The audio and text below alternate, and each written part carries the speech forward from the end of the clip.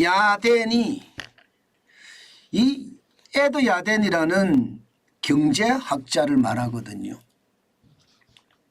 야덴이 리서치라는 회사를 운영하고 있기도 합니다.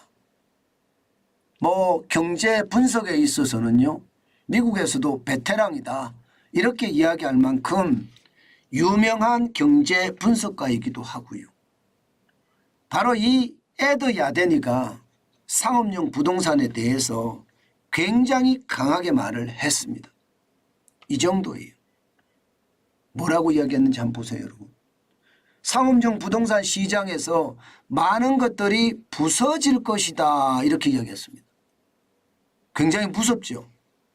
예, 부서질 것이다, 붕괴한다, 뭐 폭락한다 이런 뜻하고 비슷한데요. 지금 그만큼 말입니다. 상황이 어렵다는 거고요. 이 야데니 대표가 이야기하는 핵심 내용은요, 미국의 국채금리가 몇 달간 상승을 했고 그러다 보니까 기업의 조달 비용이 더욱 높아졌다. 안 그래도 지금 공실률이 가득한데 과연 다시 기업들이 리파이낸싱이라고 하죠. 조달했던 비용을 만기 연장하든가 다시 빌릴 수 있겠느냐? 쉽지 않다.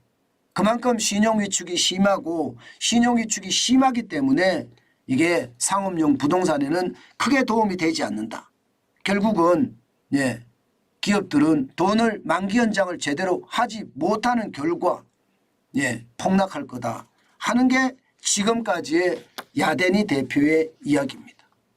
그러면 실제 야데니 대표가 이야기하는 내용들이 어느 정도 맞을까요? 여러분 이거 한번 보세요. 실제로 미국의 부동산 공실률은요, 일평균 기준으로 19%예요. 지난 1991년 저축 대부조합 사태 때, 뭐 SNL 사태라고 합니다. 그때 19.3%거든요. 그때하고 지금 비슷해졌고요. 2분기는 조금 떨어졌다고 합니다. 떨어졌습니다만은 전체적으로는요, 이게 떨어질 기미가 그렇게 크게 보이지는 않습니다. 그만큼 공실률이 많으니까 상업용 부동산들은요, 힘들다는 이야기죠. 그럼 왜 공실률이 많은가? 여기에 대한 의견이 좀 분분합니다. 한쪽에서는요, 이게 재택근무가 많아지니까 사무실 공실률이 많아진 거다 이렇게 얘기를 하는가 하면요, 다른 편에서는요, 미국의 대기업들이 자꾸 망하니까, 그것도 역대급으로 망하니까 사무실을 쓸 일이 없다. 그래서 공실률이 높다 이렇게 이야기합니다. 어느 쪽이든 간에 말입니다. 어느 쪽이든 간에 사무실에 대한 공실률은 계속 높이고 있다는 것은 사실이잖아요. 그렇게 되면 이 사무실을 가지고 사업을 하는 부동산 업자들 입장에서는요, 사무실을 계속 임대를 줘야지 수익이 들어오고 그 수익을 가지고 이자도 갚고 원금도 갚아야 되거든요. 그러지 못하는 거예요. 여기서 충격이 온다는 겁니다. 그만큼 말입니다. 야데니 대표가 이야기하는 충격은 굉장히 클 수도 있다 이런 얘기를 하고 있습니다. 실제로 말입니다. 상업용 부동산이 이러니까 주택시장에 대한 지수도 지금 50이 기준선인데요. 10월달 현재 40까지 떨어졌어요. 굉장히 많이 떨어졌죠. 2020년 11월에 90까지 올라갔던 이야기였거든요. 그런데 40까지 떨어졌으니까 이게 2020년 코로나19 때 30까지 떨어진 적도 있습니다. 5월 달엔 37이에요. 그리고 2022년 12월 달에 31까지 떨어진 적도 있고요. 지금 40까지 떨어지니까 시장에서도 야데니 대표의 이야기를 어느 정도 수긍하는 느낌이 있습니다. 그만큼 말입니다. 상업용 부동산도 힘들고 주택시장도 힘들고 이런 분위기가 좀 더 강하게 펼쳐지고 있다는 겁니다. 핵심은요, 국채금리가 올라가는 것 여기에 있다고 야데니 대표가 이야기를 했는데 뭐 기준금리가 올라가는 것도 당연합니다. 기준금리가 뭐 갑작스럽게 올라갔잖아요. 2022년 3월만 하더라도 3월 이전만 하더라도 기준금리가 0.25%였습니다. 그러던 것이 지금은요 5.5%가 됐어요. 지금 뭐 사이를 보면 1년하고 한 6개월 만에 5.5%가 됐으니까 예, 이게 5.25%가 올랐잖아요. 버틸 수 있는 데가 별로 없다는 거예요. 그만큼 말입니다. 부동산 시장의 위기라는 게 크다는 뜻이고요. 게다가 말입니다. 모기지금리 한번 보세요. 10월 18일 현재입니다. 7.7%입니다. 계속 올라가고 있어요. 안 내려가요. 국채금리가 올라가니까 따라 올라가는 겁니다. 국채금리가 올라가니까. 2000년 11월 이후 최고치입니다. 2000년 11월 이후 최고치. 예. 그러면 모기지금리만 이렇게 올라갔겠냐고요. 주택담보대출금리만 이렇게 올라갔겠냐고요. 상업용 부동산 금리는 더 올라갔으면 더 올라갔지 덜 올라가지는 않았을 거다. 이렇게 짐작할 수 있잖아요. 그러니까 야대니 대표가 이야기하는 것이 결국은요. 지금 예. 채권의 금리가 올라가고 기준금리가 올라가면서 대출금리가 올라가기 때문에 버티기가 힘들다. 이렇게까지 이야기하는 거고요.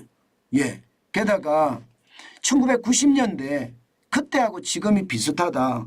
당시 상업용 부동산이 망가지고 경기 침체도 왔다. 그때는 아주 온건한 수준이었다. 그러나 이번에 오는 그 상황은 1990년대하고 다른 더 큰 충격이 오지 않겠느냐 하는 게 야대니 대표의 이야기입니다. 여러분, 저는 이런 것을 보면서요. 우리 시장도 저는 별반 다르지 않을 거라고 생각합니다. 시장이라는 게 미국의 경제 환경이나 우리의 경제 환경이 오히려 우리의 경제 환경이 더 나쁘죠. 물론 사람들마다 투자에 대한 가치가 다르기 때문에 달라질 수는 있지만 시장에 말입니다. 상업용 부동산 시장의 어떤 폭락에 대한 어떤 경고가 저는 한 번쯤 우리가 되새겨 봐야 된다. 그 말씀 다시 한번 올립니다. 제가 계속해서 상업용 부동산에 대해서는요. 제가 실제로 임장을 하면서 시장을 계속해서 보거든요. 아마 그런 것이요. 결국 시장에 대한 분위기 제가 스스로 만들어낼 수도 있다고 생각합니다. 예. 항상 제가 여러분들에게 말씀을 드리지만 저는 단순하게 여러분들에게 말씀드리는 것 없습니다. 혹시라도 말입니다.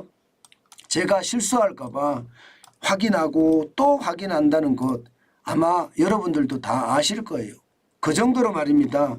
이게 잘못된 지표나 또 잘못된 생각이 여러분들한테 타격을 줄 수 있으니 신중하게 생각을 하는 거거든요. 상업용 부동산은 다시 한번 여러분들도 고민을 하실 필요가 있습니다. 왜냐하면 요즘 상업용 부동산 뭐 간단하게 생각을 하자고요. 예, 식당 하는 사람을 이야기하자고. 저는 식당을 해봤으니 식당이 좀 편합니다. 예, 당장 말입니다. 인건비에 재료비에 공과금에 이자에 감당할 수가 없습니다. 그러면 이게 내려가야 되거든요. 내려가면 돈 빌린 사람들은 가게를 사기 위해서 돈 빌린 사람이 감당할 수 있을까요? 당분간은 진짜 쉽지 않다는 게 제 생각이거든요. 그렇기 때문에 여러분 점포를 사고 꼬마 빌딩을 사고 하는 것은 좀 기다리셔야 됩니다.